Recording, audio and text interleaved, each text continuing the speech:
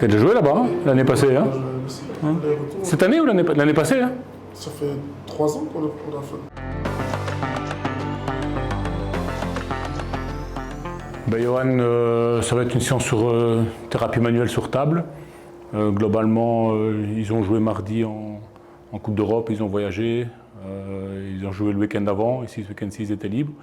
Donc ça fait une dizaine de jours que je ne l'ai plus vu, donc c'est toujours une séance de thérapie manuelle d'ostéo pour voir un petit peu les contractures, les points faibles, les douleurs qu'il a eu les derniers entraînements, les derniers jours, et on va rétablir ça.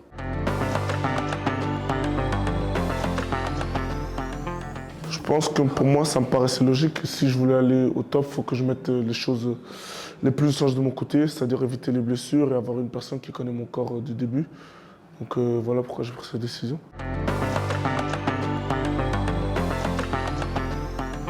Je pense que c'est primordial, parce que là, tu sais exactement quand tu es vraiment blessé, quand tu as mal, oui, quand tu peux jouer à fond et quand tu sais qu'en fait, il y a toujours quelqu'un qui connaît vraiment ton corps. Donc c'est vraiment important.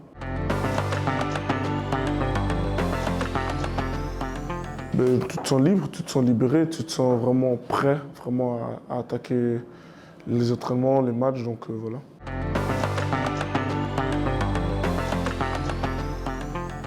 Non, plus physique, et après le mental joue aussi, mais c'est plus physique je trouve.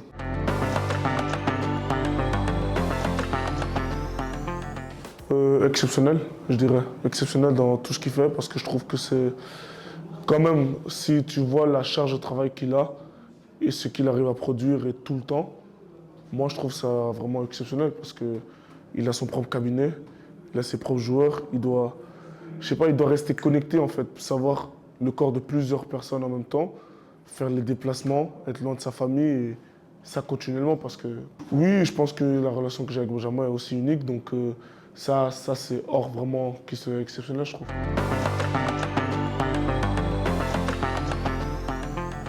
Oui, la plupart du temps, il connaît, mais quand il y a vraiment un truc spécifique, je lui dis, et la plupart du temps, il arrive directement à trouver le problème, sans que je donne vraiment beaucoup de détails, donc c'est vraiment important. Chaque joueur a ses spécificités parce que chaque joueur a son propre screening. Chaque joueur a d'autres points faibles mécaniques, on va dire. Parce que ce sont surtout des séances sur table que moi je fais avec les joueurs quand je vois des joueurs en privé. Parce que les séances d'exercice, elles sont faites globalement au club.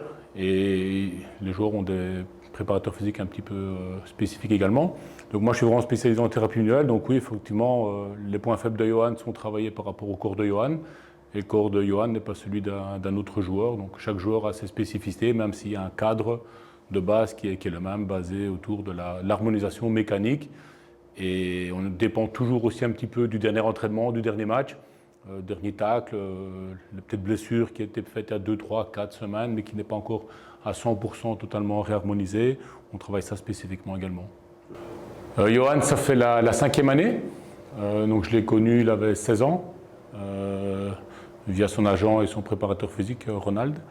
Il avait de gros problèmes de hanche à l'époque, et il a commencé un travail d'entretien.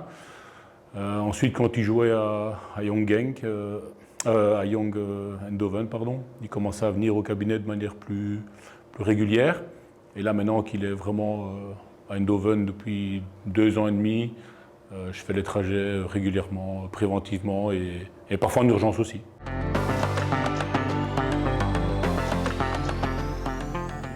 Globalement, ça n'a rien à voir, mais quoique un gardien a des soins spécifiques par rapport à un attaquant, on va dire.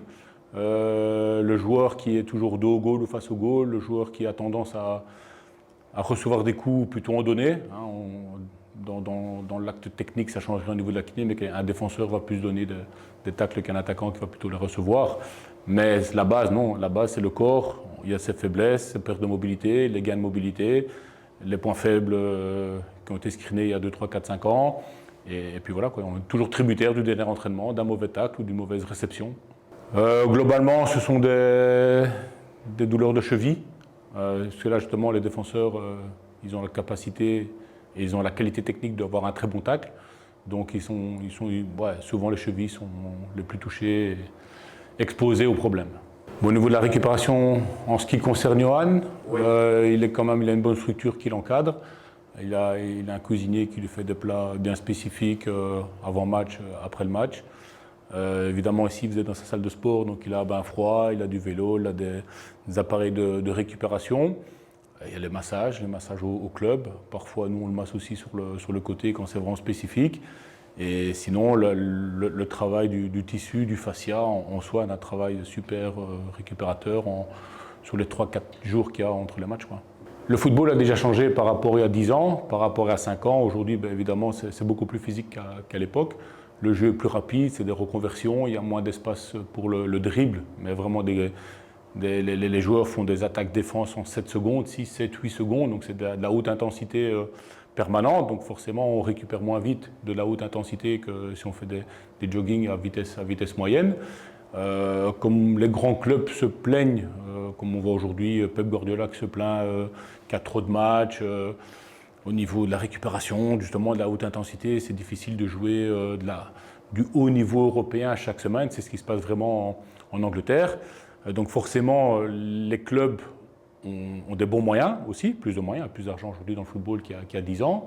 Les joueurs sont plus vite, mieux préparés également. Chez Johan, je fais en moyenne 3 passages par mois. 1 heure, 1 heure quart. Ça change en fonction des besoins. Ici, Johan, dans ce cas-ci, en Champions League en décembre, a un tacle vraiment impressionnant au niveau de la cheville, qu'il a quand même tenu légèrement écarté, mais qui l'a embêté quand même quelques semaines. Et surtout quand ici il reprend un coup dessus. Donc là, forcément, il y avait cette zone qui n'était pas blessée en termes d'examen, d'imagerie, mais qui était vraiment gênante dans chaque appui. Surtout que c'est un joueur assez costaud et assez explosif, donc il ne se sentait pas à 100% dans son corps.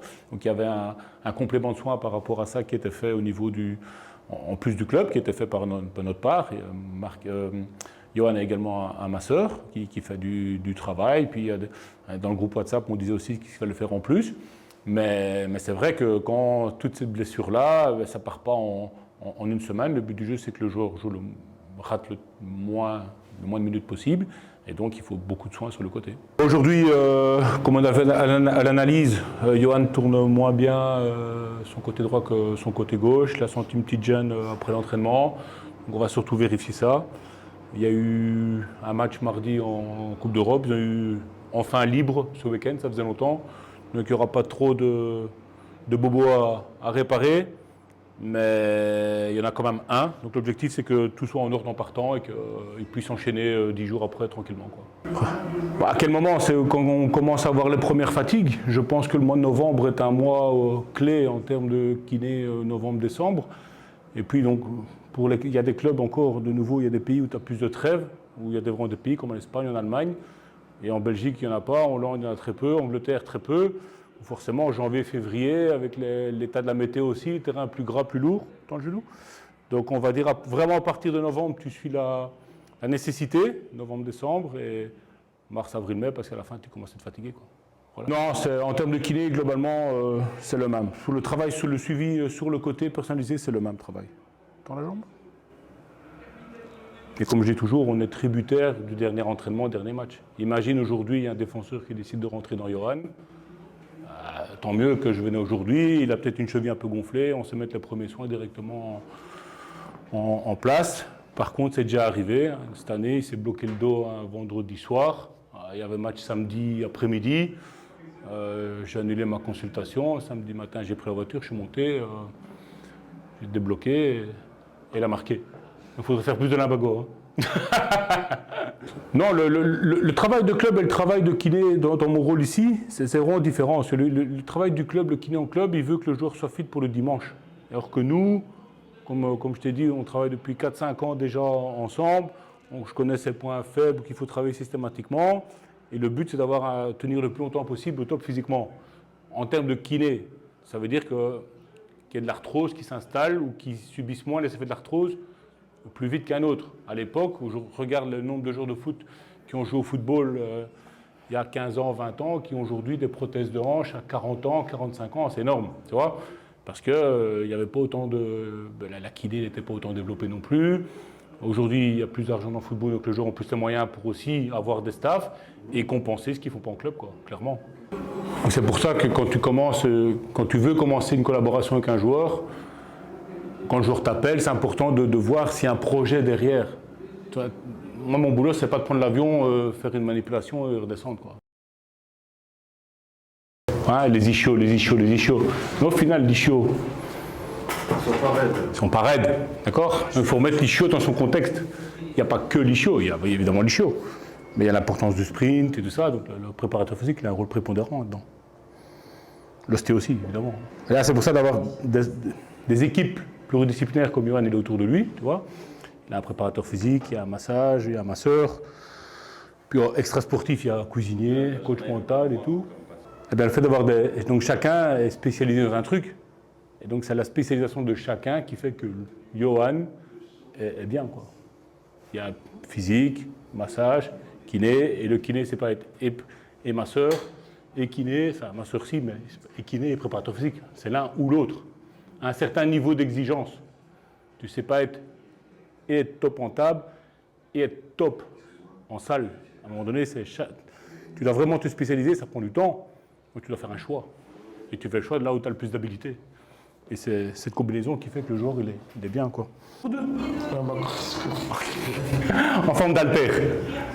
Tu as genre un haltère de 10 kg, un côté, la barre, un côté. Et je dis, mais c'est quoi ça pour une gourde? Et c'était gradué en litres, décilitres, centilitres, etc. Et son haltère, il devait le boire tous les jours. Mais c'était une vraie gourde, hein. Et moi, je t'ai vu ça pendant 2 ans. Elle est où, dans l'haltère?